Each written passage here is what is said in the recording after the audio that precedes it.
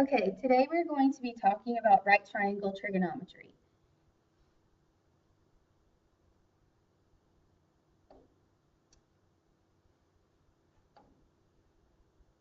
All right, so the basics. Here's my angle.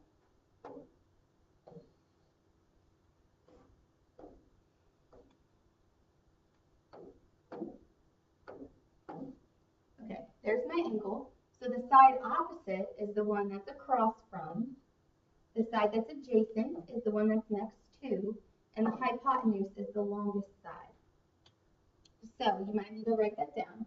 The longest side of a right triangle is opposite the right angle. This little symbol means right angle. The opposite leg is the side of a right triangle that is opposite of the given angle, theta. Adjacent leg is the side of a right triangle that is next to the given angle, theta.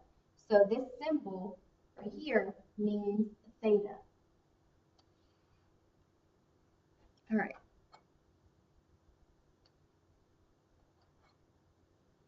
Okay, so here I have a triangle, and here's theta, my angle, right here. And then A stands for adjacent, H is hypotenuse, and O is opposite. And then the box in the bottom left-hand corner means it's a right triangle. So sine of theta, I'm right here. Sine of theta is equal to opposite over the hypotenuse. You need to remember that.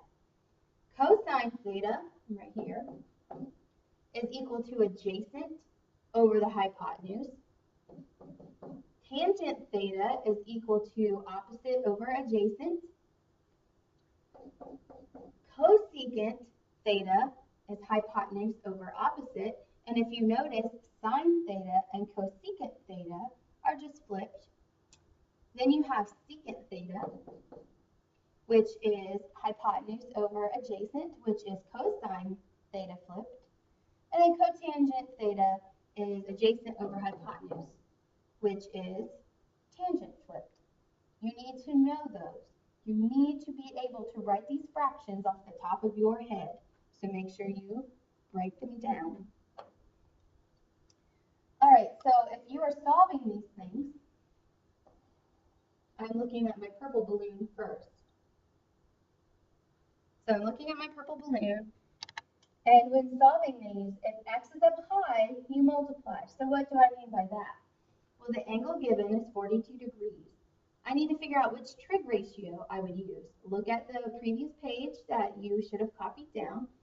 And I know well, I'm not going to use cosine or tangent. The reason I'm not going to use cosine or tangent is because the side adjacent right here, there's nothing there. It's not useful. And cosine and tangent both have the adjacent side included, and I don't know what that is, so I'm not going to use the adjacent side. I'm going to use sine because it does not include the adjacent side. So sine of my angle equal opposite, which is x, over adjacent, opposite over hypotenuse, and the hypotenuse is 5. So my x is up high. If your x is up high, when you're solving these, you multiply. So you're going to multiply by 5 on both sides and then type it in your calculator, and that will give you the answer. I'm not going to do that right now. I'm just showing you how to set them up. Now I'm on my green balloon. All right, so my green balloon, I have to figure out which trig ratio to use. So what side do I not know? Well, 5 is opposite, and x is hypotenuse. So again, it's this adjacent side that I don't know. So I'm going to use the trig ratio that does not involve the adjacent side, and that is sine. If you're not sure about that, look down and look at your old notes or write so, ka, toa. Sine opposite hypotenuse, cosine adjacent hypotenuse, tangent opposite adjacent. All right, so I'm going to use sine again. Sine of the angle, which is 42, equals opposite, which is 5, over the, sorry, whoa, I keep saying that, over the hypotenuse, which is 6. All right, if x is down low, you switch them.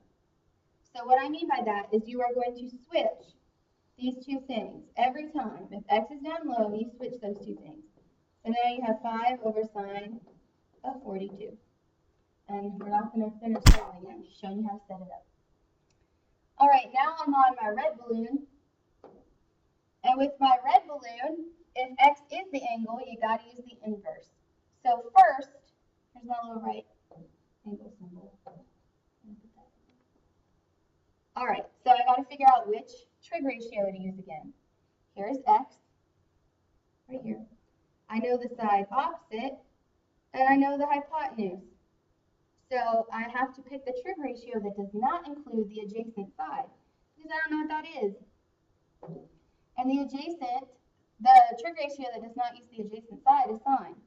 So sine of my angle, which is x, equals the opposite, which is 3, over the hypotenuse, which is 4. Okay, when you solve problems like this, to get rid of the sine, you have to use the inverse sign. And to write that, you do sine to the negative 1. I'm going to run out of room. And then the signs cancel out. So x equals sine, inverse sine of 3 over 4. And I will show you how to do that in your calculator later. So let's recap. If x is up high, you multiply. If x is down low, you switch them, you know. And if x is the angle, you got to use the inverse. Let's do an example. You should copy this triangle in your notes. Okay, so we have to figure out which trig ratio to use. In order to do that, you need to figure out what you do not have.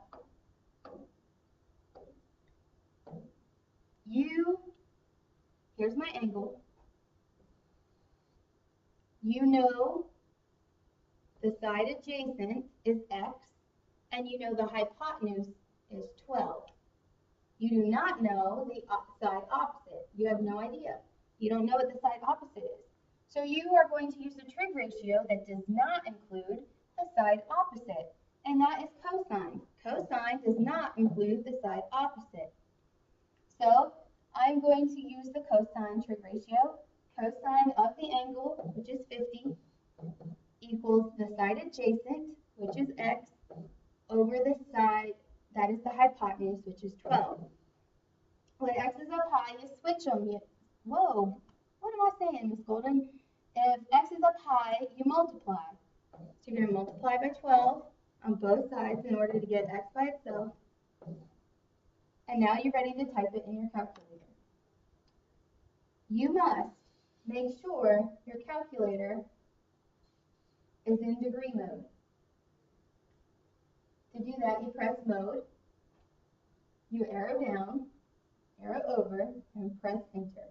If you do not have your calculator in degree mode, all of your answers will be incorrect. Now I'm ready to type. I type 12 cosine of 50. Enter. And it says my answer is 7.71. So x is 7.71. All right. Next example, example 2. You need to copy this triangle in your notes. Your goal is to figure out what you do not know.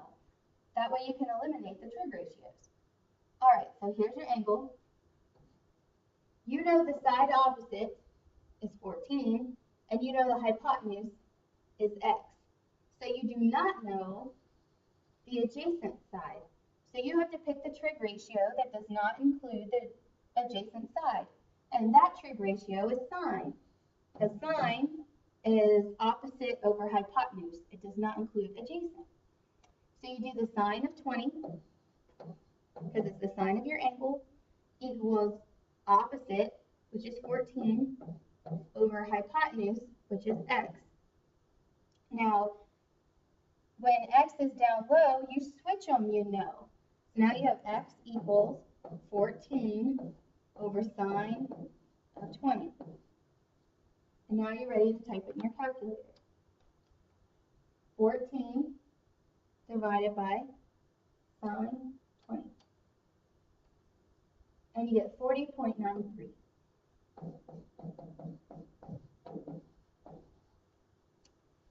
Okay?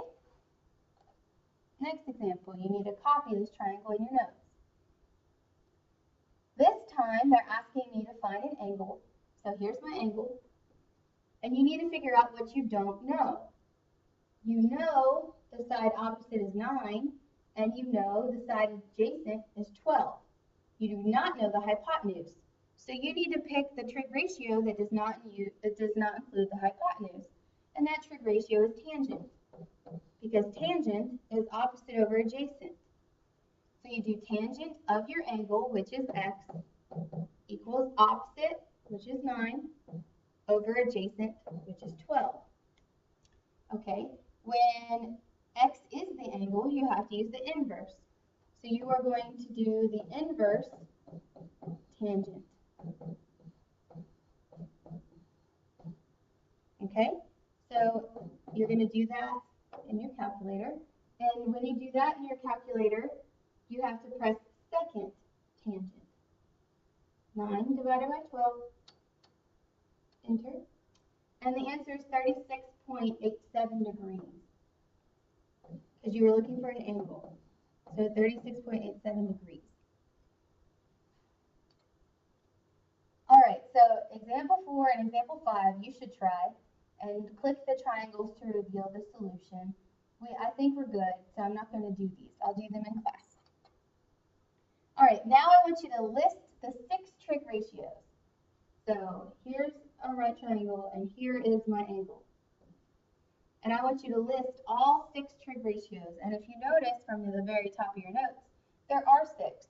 Let's start with sine. Sine of the angle is equal to opposite over hypotenuse. The opposite is 3. The hypotenuse is 5. Now let's do cosine. Cosine of your angle is equal to adjacent over hypotenuse. Adjacent is 4. Hypotenuse is 5. Okay, now we're going to do tangent. Tangent of theta is equal to opposite over adjacent. Opposite is 3. Adjacent is 4. Now I'm going to do these reciprocals. So cosecant is equal to sine just flipped over. So 5 over 3 is cosecant. And secant is the reciprocal of cosine, and all you do is flip the fraction, 5 over 4. And then cotangent is equal to tangent, just flip the fraction. Okay, so if you've noticed, there's a theta after every time I write sine, cosine, tangent, cosecant, secant, or cotangent, because you cannot have those words on their own. They go with an angle. All right, so now let's talk about the angles of elevation and depression. Here's the picture. This is for an angle of elevation, this first picture right here. With the angle of elevation, the angle is formed by the observer's horizontal line of sight. So if I'm looking straight ahead, that line and the line with my line of sight. So if I'm looking up at something. So this guy, he's looking straight up ahead, and then he looked up. So that's an angle of elevation. And I'll do an example in class, but you need to have the definitions written down. And then, or the pictures drawn. Then you have an angle of depression, if I can get it down here. Okay, with angles of depression, that's right here. That's when you're standing up high on something, you're looking straight ahead, and then you look down. So this little dude on top of the building, he can look straight ahead, or he can look down at the car. So that angle that is formed by someone's horizontal line of sight and looking down is angle of depression. The angle formed by someone's horizontal line of sight and looking up is the angle of elevation. Okay, make sure that you do these notes and copy everything down, and I'll do some examples in class.